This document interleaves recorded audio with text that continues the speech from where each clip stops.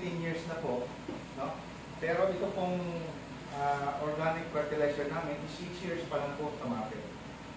So, nandito po kami para ipakilala po yung aming produkto. Alam ko naman, napakadami ng nagpo-organic. Okay? Kaya lang, yung iba, tumitigil.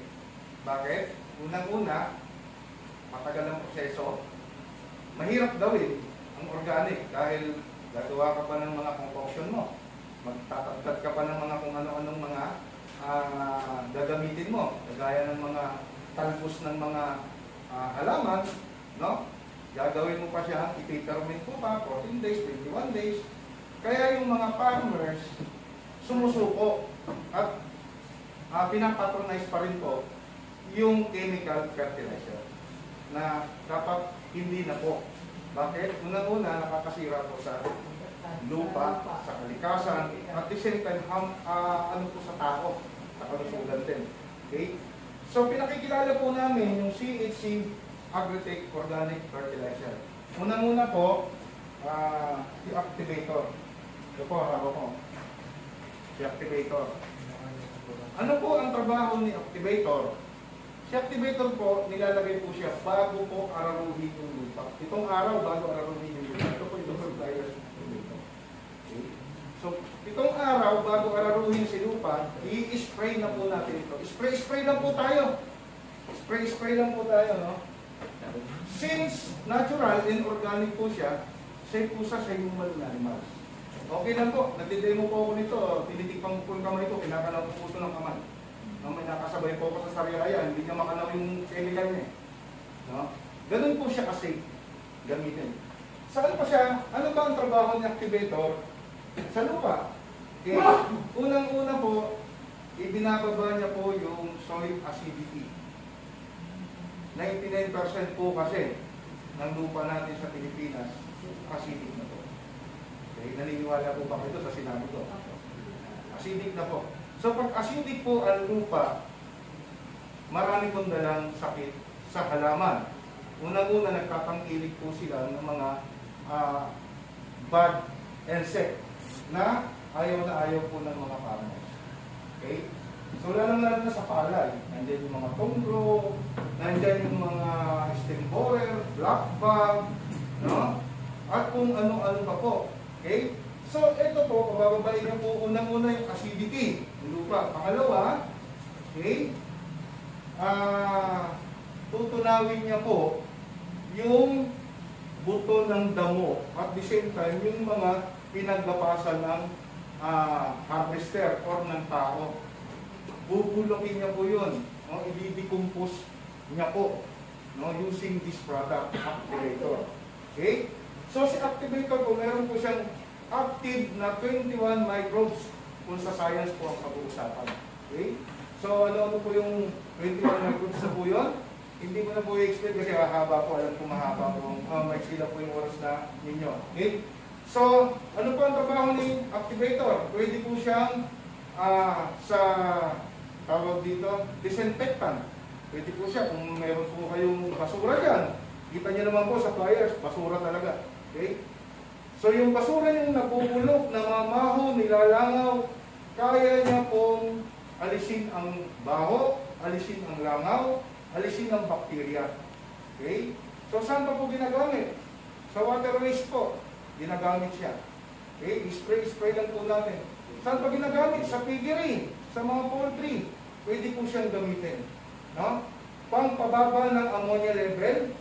Okay? Kasi yung ammonia level, diyan po nag-i-start magkasakit yung mga hayop.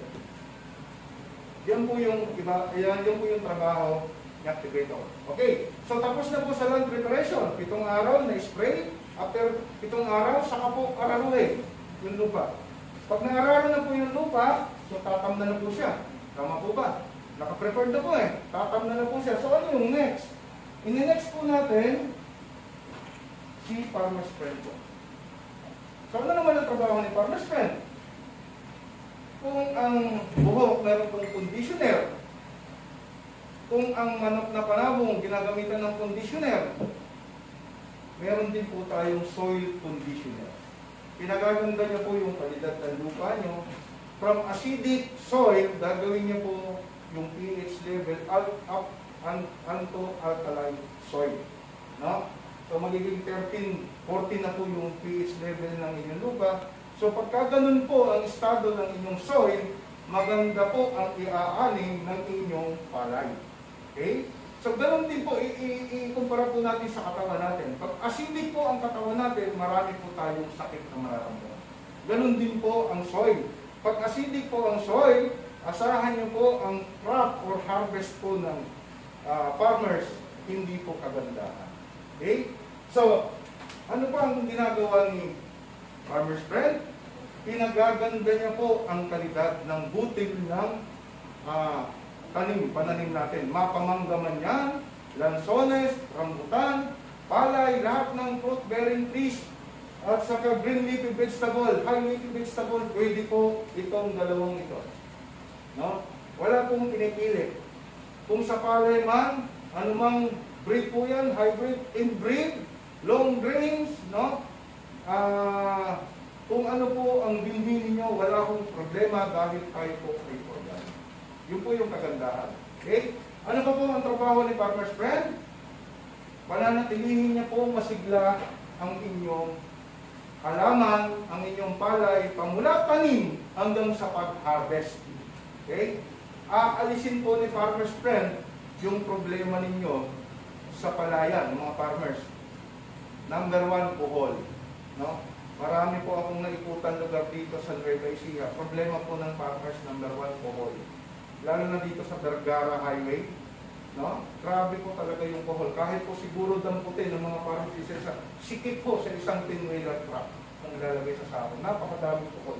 So ang trabaho po ng dalawang ito, pag tumabang na po ang lupa, si kuhol po aalis na po yan. Hindi po siya mamamatay kasi organic po tayo. Okay? Pag tumabang ang lupa, ang trabaho po niyan, aalis na po yung mga kuhol, aalis na po yung mga insekto. Okay? So pag nawala po yung mga insekto yan, gaganda po ang aning ng magsasaka. Okay? So patatlo po, Maxigro. Ano naman po ang trabaho ni Maxigro? Si Maxigro po natin, meron po siyang fulvic acid and humic acid. Okay? Ito naman po ay foliar. Okay? Pag foliar po, ibig sabihin, pampaganda ng bunga, okay? Pampakapit ng bunga. No? Marami na po ang nagsabi nung gumamit sila nito, talaga daw po yung butil ng palay. Dati po, 40%, 30%, no? 70%, ipa. Or walang laman yung butil ng palay. So nung gumamit po sila ng Maxigro, at saka ng dalawang ito, talagang naging siksik. No? Talagang marami po tayong testimonies, pa-video, pa-text, papakita ko po sa inyo, ng mga gumamit na po ng produkto natin. Hindi lang po palay, napagit ko kanina, fruit-bearing trees, no? Sa mais, pwede rin po siya. Okay? So, tanong, ito po si Maxigro, meron na po itong NPK. Mas mataas pa po ang NPK nito sa triple 14. Ngayon, makikita po ninyo sa sako, triple 14. Ibig sabihin, complete daw po. 14% nitrogen, 14% potassium, 14% phosphorus. Pero kung iisipin po natin, no? Ilang kilo po ba ang isang sako ng triple 14? 50 kilos. 14% ng 50 kilos is 7 lang po. Diba? So, ibig sabihin, 7% lang po nitrogen, 7% potassium, 7% phosphorus. So, kung 7 lang siya, times 3 is 21%. So, ilan po ang kilo ng isang sako? 80. Nasaan po yung 29? Yun na po yung tinatawag na binders material. Okay? Si binders materials po, yan po yung sumisira ng lupa. Tama po sila. Okay? So, 21% lang po ang na-consume ng inyong pananim. So dahil nasisira po yung inyong lupa, tumitigas po ang inyong lupa, yung ugat po ng palay, hindi na po makapenetrate doon sa talagang dapat. Kaya dito, nadaanan namin kasi sarado po dito sa main road nyo, dito kami dumadaan, nagtumbahan na po si palay. Hindi pa po inaanin, tumumba na. Weak po kasi. Yung ugat niya nakakalat lang. Hindi po nakabaon sa lupa. So si farmer's friend, si activator, yan po yung gagawin niya. Soil conditioner, no? Palalambutin niya po yung lupa nyo para po yung maliit at pinong ugat makatagos po sa ilalim. Pag nagkaganon po, matibay po sa bagyo, sa hangin, sa baha, ang inyong palayan. Meron po kaming isang kliyente sa Binmali, Pangasinan. No? Bagyong Habagat. Naalala niyo po? 2 years, 3 years ago. Okay. Nanalasa po yun dito, papuntang Northern Luzon. At isa po ang Binmali sa naapektuhan. 2 weeks po binaha yung palayan na yun. Okay. Na-search po, nasa YouTube po yun. Dahil nakagamit po siya nito, sabi ng may-ari, wala na, zero na. Dahil yung palayan, nagmukha na pong dagat ang itsura. Wala nang nakaslitaw na dulo ng palay. So ang nangyari, sabi ng may-ari, wala na talaga. Luging-lugi na. After 2 weeks, bumaba si baha. Nakatindig po, 70% pa po yung naali niya doon sa kanyang sa palayan. And the rest, ng mga hindi gumamit, talagang nabulok ang palay. Naligo ng putik, talagang totally zero. Walang napakinabangan. Okay? Ganun po yung trabaho niya. Ngayon, kung tatanungin nyo, ano naman ang trabaho ng ating pang-apat, si Aqualite? Okay? Si Aqualite naman po, lahat po ng freshwater species, pwede po siya. Huwag lang po sa salt, sa tubig, dagat. Bakit? Wala pong nabubuhay ng bakterya sa mga. Okay? So lahat po, pwede po brackish water. Ibig sabihin brackish water, naghahalo po yung tamang at alat. Pwede po siya. No? Sa dagupan, ginagamit na po ito. Marami na po tayo mga testimonies na sa YouTube. No? Ginagamit na po siya. Even yung BIPAR, no? Ng dagupan, gumagamit na po nito. Aqualite. Ginagamit po nila sa banami, ginagamit po nila sa tilapia, ginagamit nila sa malaga, ginagamit nila sa bangus. Aqualite. So ang trabaho naman ni Aqualite, no? Partner din po ito. No? Anong trabaho naman ito? Sabi ko nga kanina, pan-disinfect. Instead na gumamit sila ng chicken manure, ito na lang po, spray lang po natin. Okay? Spray, iwanan po ulit natin ng 1 week. After 1 week, lagyan po natin ng tubig. Iwanan po ulit natin ng 3 to 4 days. No? Mapapansin nyo po, pag nilagyan po natin ng tubig na 1 week, lumot po yung inyong earth pan or concrete pan ba yan, lulumutin po yan. Pag nagkalumot po yan, dagdagan po natin ng tubig up to 3 feet. 1 meter lang po kasi supposed to be. Depende po sa lapad. No? Depende sa lapad at lawak po ng inyong fish pan. No? Bumabase po kasi tayo sa tubig, sa density po niya. Okay? So, ang trabaho nito, ilagay po natin siya doon sa fish pan. Pag nailagay natin sa fish pan, ang benepisyo naman ito, pabibilisin po natin yung paglaki ng inyong isda. Patitipirin natin yung may-ari. Hindi na siya masyadong bibili ng feeds. Bakit? Pinalumot na po natin yung earth pan, meron po siyang natural food. So hindi ka na masyadong magbibigay ng feeds. And then, yung patatlo, magiging malasa po ang laman ng inyong alaga. No? Pag inihaw nyo yan, niluto nyo yan, mas malinang lang po siya. Compare doon sa hindi ginamitan ng Aqualite. No? And then, ano pa? Nagpuproduce po ito ng phytoplankton. Yung phytoplankton po, wala na po, kahit i-search nyo po sa YouTube, wala na po sa Pangasinan alone. Ang phytoplankton, nakita po yan sa Bohol. Bakit po? Dahil po sa feeds na binibigay. Nagiging acidic na rin po yung lupa at tubig na nilalangoyan ng inyong mga aquaculture. Okay? So sa Bohol, hindi pa po sila masyadong gumagamit ng feeds kasi meron nag-release ng phytoplankton. Yung phytoplankton po, isa po yan sa pagkain ng isda. At the same time, yan po yung po-control po ng inyong water contamination. Ito po yun. Aqualife.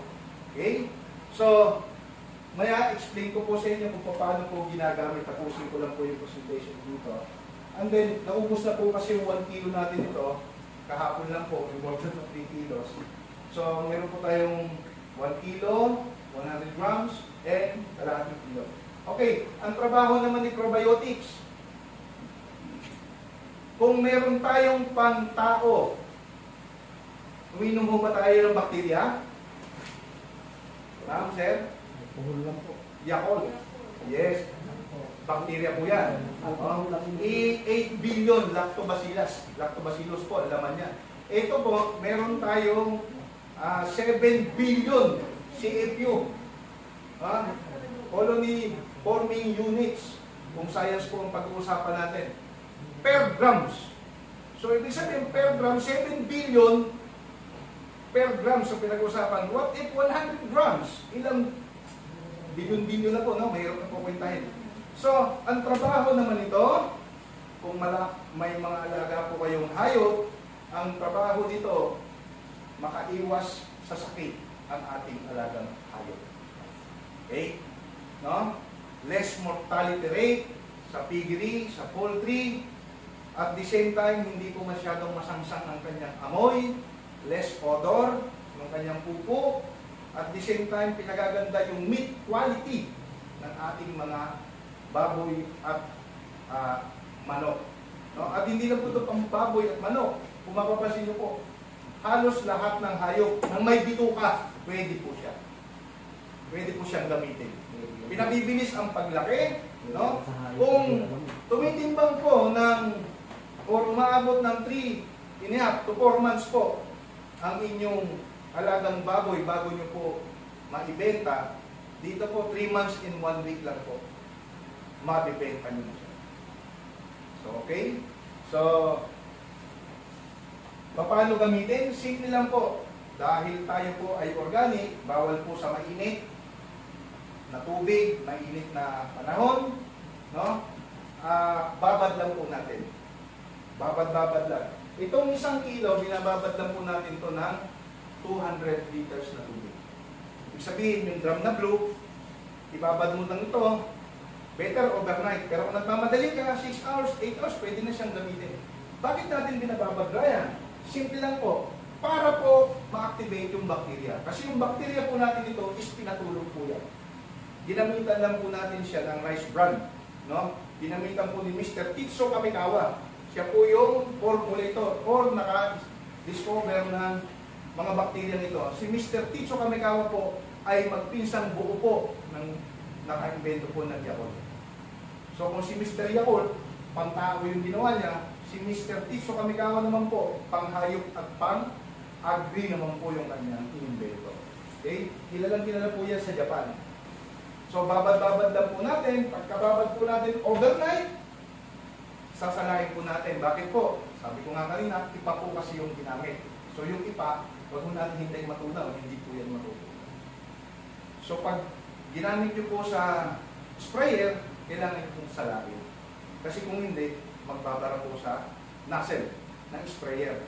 Otherwise, pag nagpara, nahihirapan po kayo. No? Nagtanong sa akin, Brian, maproseso ko pala yung inyong product na yan. Kailangan babad-babad pa. Sabi nga nila, ang kasabihan nga, pag may tiyaga, may nilaga. So, dagdag lang tayo ng konti. Konti lang naman na trabaho. Babad lang at saka sala. Okay. So, si Farmer's Friend, same, babad. Si Maxigro, hindi na po binababad. Si Maxigro po, wala po siyang bakterya. May humic and fulvic acid po siya. Ibig sabihin, bahay po siya ng bakterya. So ngayon, kung nakikita nyo yung iba, nag-i-spray ng fulvic or, ng foliar fertilizer, hindi nag-i-effect. Kasi po, si foliar po, mapa-chemical man yan or natural, may oras po yan na ginagamitan. Dapat po, between 4 a.m. to 8 a.m. lang po siya ginagamit sa umaga. Sa hapon naman po, 4 p.m. up to 6 p.m. Doon lang po kasi bukas yung stomata ng lahat ng halaman. Mapa, ornamental man yan, fundamentals man yan. Doon lang po siya dapat ginagamit. Para ma-absorb niya po, pag bukas po yung stomata or yung bibig ng halaman, ma-absorb niya po yung kanyang kailangang sustansya. No? Pag na-absorb niya po yan, siyempre, dadaloy po yan sa kanyang mga stem, sa kanyang roots, no? Magiging maganda po. Okay? So, yan, ganun din po ito, babad din po. Itong tatlong ito, itong apat na ito pala, bawal po natin ihalo sa chemical kasi may bacteria po siya. Okay? Ito po, okay lang. Samahan nyo ng chemical na gamit nyo. Kung anong practice nyo chemical dyan. Kung anong pinapatronize nyo. Okay? So, si Farmer's Friend po, paano po ginagamit?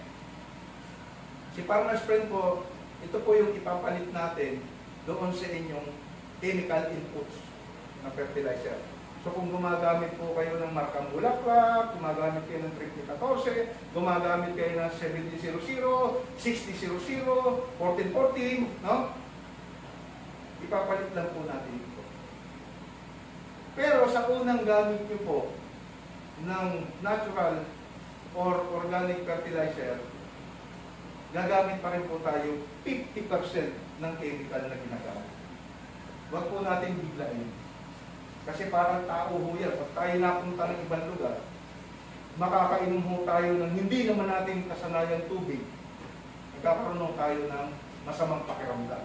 Ganun din po ang halaman or ang lupa. Pag ang lupa, binigla nyo ho ng ganitong gamit, magkakaroon po ng effect. Pero dito po sa video na ipakikita ko, medyo masyadong believe lang po sa sarili si si Mang Rolly. So pinuro niya po, nagulat ako. Sabi ko, first time kayo lang ho gumawa niyan sa lahat. Pinuro niya. So meron na po akong short video presentation. Yan. Sa palay naman po. Okay po. Yan po ay sa Batangas po. Yan ang ng palay. Okay. Makikita nyo naman sa video, talagang maganda yung water system nila dito. Ayan, napaka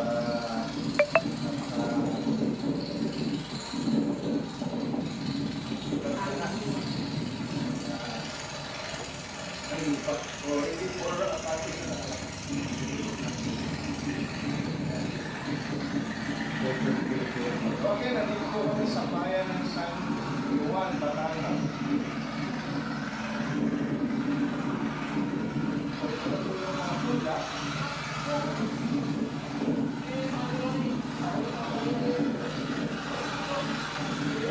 Ito po yung pula.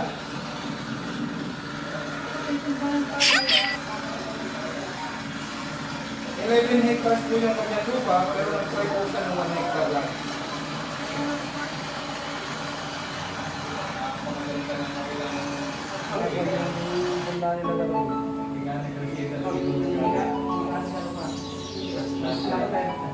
Once planter sila po.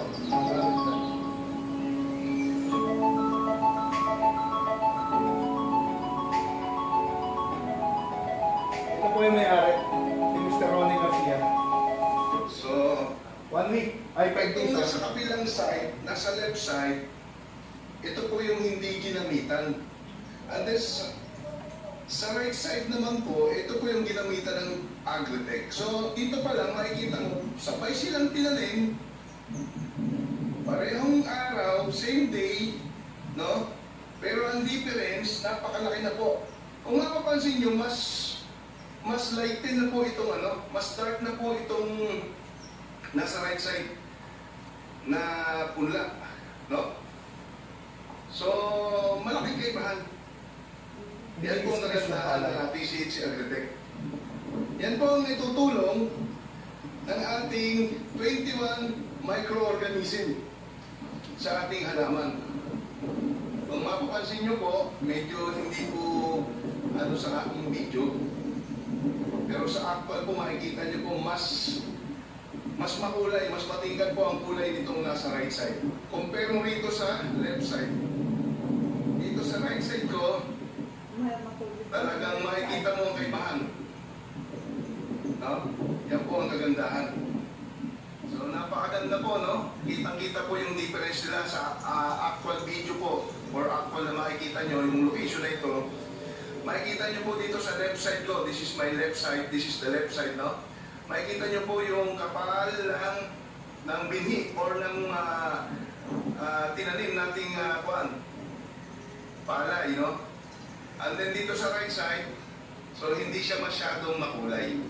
So, makikita mo agad ang kaibahan. Makapal itong ginamitan natin ng activator. Makapal agad yung kanyang pagkakapunla. So, 1 week pa lang siya, magwa 1 week pa lang po ngayong darating na Friday. Okay? So, ganun po kaagad, kaganda. Effective po talaga. Okay. So, until next time, hintayin nyo po mga ka-agri, no? Yung ating part 3 ng ating dokumentaryo. Good morning mga ka-agri-tech, ano? Nandito ulit tayo sa demo farm natin dito sa Barangay Balagbag ng San Juan, Batangas. Kung saan nakita ko natin yung palay na nilagyan mo natin ng activator for land preparation and then farmer's friend. And then next week, lalagyan mo ulit ng second application ito ng farmer's friend. Ganyan po kaganda, no? So, kakausapin lang po natin ng konting oras yung may-ari ng palay nito, si Mr. Garcia. So, Sir Ronnie, magandang umaga po, no? So ano pong nakita niyong kaibahan sa ginamitan natin ng activator? Doon sa hindi niyo pa nagagamitan, no? Ano pong nakita niyong resulta? Pagkasta namin ng aking katrabaho ay maganda siya, malago siya kumpara sa regular na palay namin na pinaplaya ng mga yung mga teka. Kaya lang, hindi mo pwedeng sa lago lang ito. Tama. Kailangan maghintay tayo ng ating at doon natin finally makakukumpara kung ano talaga ang resulta. Pero sa ngayon, ay masaya ako dito sa palay natin. Thank you, Sir Ronnie. Sir Alex, ano yung masasabi? Number 1. Thank you. Okay po, ganda. So, ayun mga ka-agri-tech, ano? Narinig po natin yung comment ng may-ari ng palayang ito. So, siya'y amazed na amazed. Napakaganda po, no? So, ang tapayanan po natin, itong palayang ito hanggang sa pag-harvest, itudokumentary po natin ito. So, magandang araw po mga ka-agri. Yun lang po muna ang aking masasabi. So, God bless. Ingat po kayo. Ayan po mga ka-agri-tech, ang resulta after 45 days, ito na po, no? Kung mapapansin nyo, yung tillers ng ating palay ay hanggang dibdib ko. Ganun po kaganda yung ating CHC Agritech. Hindi pa po ito nakakalabas lahat ng uhay, no? Ng binhi. Lalabas pa po yan. Gaganda pa po yan. Ito po ay isang hektarya na ginamitan natin ng 4 na kilo ng ating CHC Agritech Activator, Farmer's Friend, and then Maxigro. Okay? So, 2 kilong Farmer's Friend, 1 kilong Activator, 1 kilong Maxigro. Ayan, maganda po. No? So, ngayon, kakaroon po tayo ng konting interview dito po sa tagapamahala ni Sir Ronnie. Dahil si Sir Ronnie wala po, ibinili po tayo sa kanyang tagapamahala, si Kuya Rolly, no? Okay. Magandang araw, Kuya Rolly. Magandang araw din ako. Ayan, ano pong masasabi ninyo? After 45 days, ganyan na po kaganda. Oo, yan. Talagang magbuba ko ng point. Bigla siya kumangat, bigla siya gumanda. Gumanda, no? Wala kayong ginamit na chemical dyan? Wala na akong gamit dito. So, pinuro na po natin. Oo, yan ang aking gastan. Puro na yan. Wala na talaga, no? So, insecticide, wala ko kayo ginamit. Wala akong kinabaya sa nung wala akong magbuba ko ng isa dyan. Pero tuloy ko rin pa. Hindi na, wala Hindi na. na, wala akong gumbawi. So, sa kohol, wala naman ho. Wala na akong gumbawi. Oh, okay. So, first application pa lang mo ito, no? So, lalo na sa second application. Talagang napakaganda na po niya. Okay. So, ano po ang masasabi nyo sa dati yung ginagamit na fertilizer, mga synthetic? Mas maganda po ba o... Service yung po sa ngayon, parang malaki po itong pagkakagamit natin ng akritik mo. Ay, salamat naman po. Talagang Hindi na naman sa tayo palay, hindi kamali. na sa ano ng palay. Sa katawang palay kung anong planong. Oo nga po. Yung kasabay niya kung tanim, malayo no? Doon sa hindi natin ginamitan. Kesa dito sa ginamitan. So ayan, mga ka-agritech, galing na po kay Kuya Rolly, no? Mga magagandang sinabi niya na experience niya dito sa ating CHC Agritech na Japan Technology. So sa mga hindi pa nakasubok, try niyo na po, no? Huwag na kayo mag-eksperimento at magpahuli sa mga bagong teknolohiya ng agrikultura. So maraming salamat po. Hanggang dito po muna tayo, no? Sir Ronnie, maraming salamat sa konting paulak mo na konting inyong sinabi. So maraming salamat, no? Ayan. So hanggang dito na lang po muna tayo, mga ka-agritech, no? Ang tabayanan niyo po ulit yung hanggang sa mag-harvest. So kailan mo yung plano nating harvest mo na pala? Ang order yung mga August 15 dahil yan tayo nyo ng order dahil August 15, no? So nung nakaraan, nakailan sako po ito? Yung aling Siguro nung nakaraan, kasakit yung pa rin ito kung pinapinagalingan. Pero dati hindi ka isang daan pa. Sanda ka ba, na? So, guaranteed ho tayo dito. 120 ka ba nung ito? Minimum, ha? Minimum po yan. Dahil yan po yung mga nasubukan na namin sa ibang lugar. No? So, minimum. Yan. Pwede pa kong tumaas yan. Unang application pa lang po. Yung part, ano ba ito? Yung part 5 niya, hindi na po ako nakapunta. Kasi nag-lockdown po ang Maynila. So, wala pong bawal po ang Maynila pupunta sa probinsya ng Batangas. So, hindi na po ako nakapunta. So, sila na lang po ang nag-ali. Nagulat po ako dahil ang sabi ng schedule is August 15. August 6, August 3, tumawag po yung may-ari sa si Mr. Ronnie na August 6, ipaaani niya po yan. May text message po siya sa akin na pinasasabi niya sa akin na yung palayan ay aanihin na po ng August 6. Kaya sabi ko, yung sinabi ko, pina-advance, pinabibilis ang pag-harvest ng produktong ito para mas hindi na po gagastos pa sa panahon at pera yung may-ari ng bukid. So ito po yung aming conversation ni Mr. Ronnie Garcia.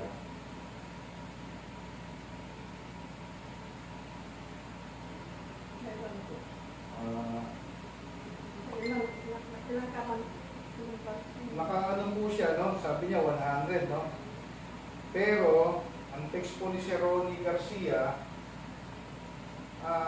naka 85 bags RC218 dinurado na bigas na po.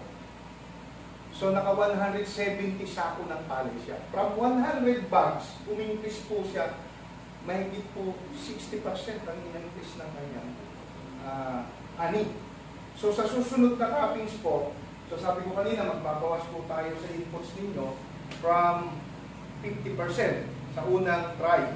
Sa pangalawang try po, babawas po another tayo ng 20%. So bali 70% na po yung mababawas natin.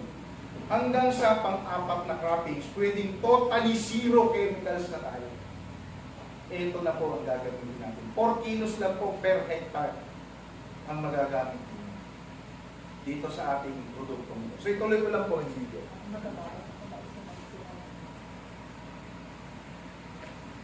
Kaya tuwan-tuwa po siya ng ating CHL today. Okay, mga ka-agritech, maraming salamat po. Hanggang sa gumamit ng protein, sa gumamit ng klase ng herbicide. Nagulat ako, sabi ko, Mr. Ronnie, kayo lang mo yung kahit ko na sobrang tiwala. Ito kasi ginagawa, nagpipinyo sila. So ayaw kong maulit. Nagkakaroon din kanya, hindi ko alam bakit.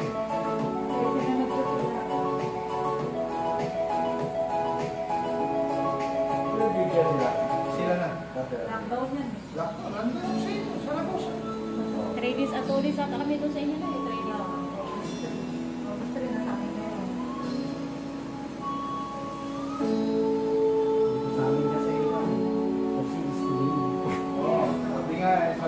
Pangasinan.